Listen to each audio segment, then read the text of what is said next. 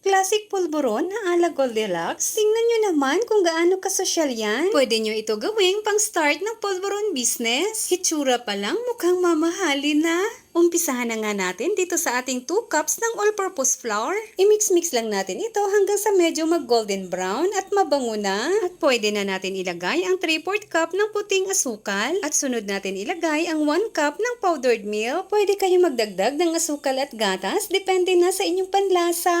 Ilagay na rin natin ang 3/4 cup ng melted butter. Kung wala kayong butter, pwede rin po ang margarine. I-mix-mix lang muna natin ito saglit bago natin ito hanguin.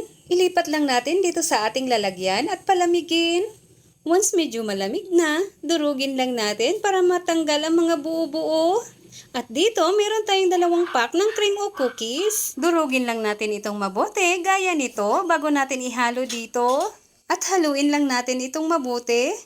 Ito pala ang gagamitin natin na pambalot dito sa ating pulburon. Kung gusto nyo malaman kung saan ko ito nabili, mag-comment lang po sa comment section. At ganito lang ang gagawin natin. Gagamit lang tayo ng panghulma dito sa ating pulburon. Masarap din ito pang himagas, pang stock sa bahay, pang regalo, giveaways, at higit sa lahat, pwedeng pagkakitaan.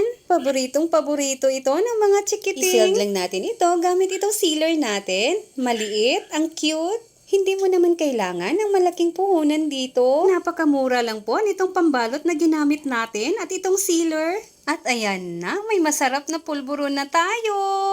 Ang ganda ng kulay, floral, kaya naman ang ganda-ganda tingnan. Huwag po kalimutan mag-follow and share. Maraming salamat hanggang sa susunod mga kakusina.